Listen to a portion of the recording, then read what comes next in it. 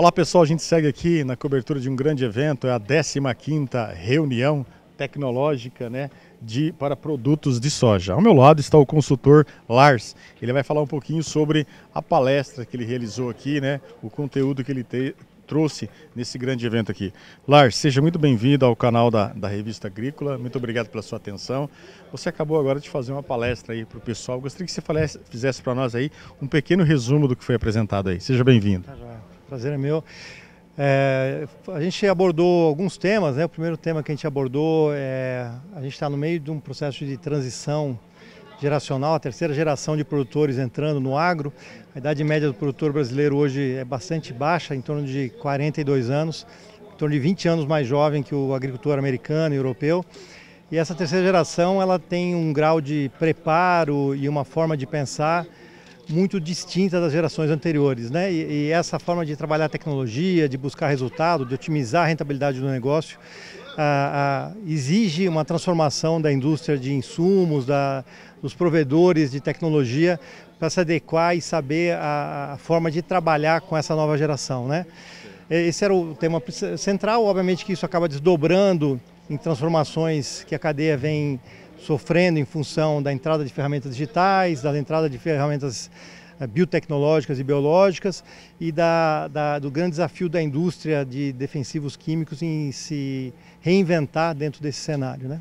Lars, a gente sabe também, dentro dessa nova geração, existe aí os agricultores mais tradicionais, vamos dizer assim, né? Que tem um pouco mais de dificuldade de mexer com as novas tecnologias. Você citou muito bem essa questão aí dessa nova geração, muito mais aguerrida, de drone e todas essas questões. Dentro de uma gestão, muitas vezes, existe um certo conflito, né, entre os mais tradicionais e os mais novos, né? Com a sua experiência, assim, como que qual que é o seu conselho, a sua orientação nesse sentido de mesclar esse ímpeto da juventude, sem desprezar também toda essa experiência que muitos agricultores trouxeram ao longo de tantos anos? Esse eu diria que é um dos grandes desafios, né? Porque se a gente pegar a transição da primeira para a segunda geração, em forma de pensar e de atuar era muito parecida com a primeira, né? Então não houve um grande desafio do ponto de vista comportamental ou psicológico, vamos dizer assim, mas houve um avanço técnico. Agora, além do avanço técnico, a gente tem essa mudança comportamental, né? Obviamente que isso que a gente está falando não é um liga-desliga, né? Não é um preto-branco, é uma escala de cinza. E a habilidade em si, administrar essa mudança é fundamental, né? Isso passa por ferramentas sofisticadas de relacionamento de clientes, de segmentação de clientes e adequação da carteira de clientes para conseguir trabalhar com públicos tão diversos, né? Uma geração anterior que era muito pautada em segurança, muito pautada em garantias, muito focada em produção. Essa nova geração muito aberta à tecnologia, muito inovadora, muito desafiadora e muito mais focada em rentabilidade do negócio, entendendo que a rentabilidade, obviamente que ela é altamente dependente da produtividade, mas são coisas que em alguns momentos não andam necessariamente de mãos dadas, né? Certo. Lars, a gente sabe que o aumento de produtividade é um grande desafio hoje. Não se consegue um aumento de produtividade sem as novas tecnologias, isso é fato, né? Dentro da sua visão, como que você avalia esse crescimento? Se a gente pegasse alguns anos atrás, a média de produção por hectare era bem baixa, quase que praticamente dobrou hoje, né? Na sua visão, com o uso das novas tecnologias, como que você consegue enxergar isso aí? Vamos pensar já em 2030, qual que é o futuro que você avalia no crescimento de um país que é realmente hoje o Brasil, uma das grandes lideranças da produção do grão a nível de mundo? Se a gente pegar historicamente, aí, desde que a soja vem sendo produzida no Brasil no final dos anos 70, começo dos anos 80, e a gente pegar uma média histórica, a gente tem adicionado em torno de um saco de soja de produtividade por ano, né? Obviamente que isso vai se tornando cada dia mais desafiador por questão de teto de potencial produtivo, né?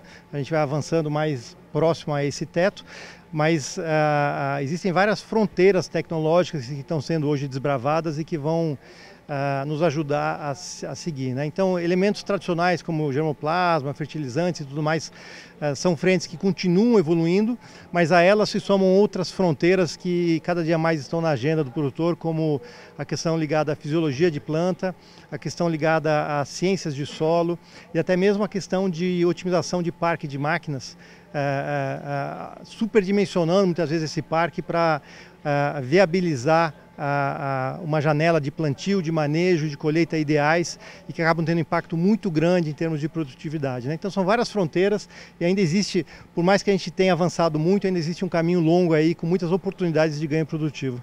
Lars, para a gente poder encerrar a última pergunta, quando a gente fala sobre crescimento, né, sobre aumento de produtividade, tudo isso passa por uma questão de aumentar essa produção com muita consciência e respeito ao meio ambiente, né? Quando se fala de ecossistema, o mundo hoje está muito ligado nessa questão, quando se fala de aumento de produtividade, sobre a questão, né, o quanto o aumento da produtividade é muito importante, mas precisa passar também por essa questão aí da sustentabilidade. Para a gente poder encerrar, como que você enxerga esse crescimento na produção de soja, aliado também a essas práticas que garantam aí, né, essa questão da sustentabilidade?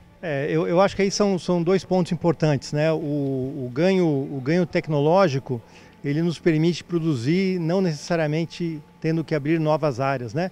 Quando a gente pega as projeções que existem para 2040, existe uma reserva de área que não vai ser necessária se abrir na casa de 37 milhões de hectares, mundialmente falando, em função das tecnologias que estão sendo trazidas, né?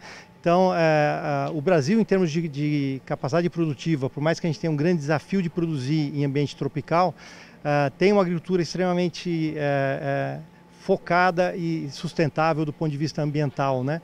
Então, a questão de crédito de carbono, a questão da agricultura regenerativa, são frentes onde o Brasil tem condição de se destacar e se diferenciar mundialmente.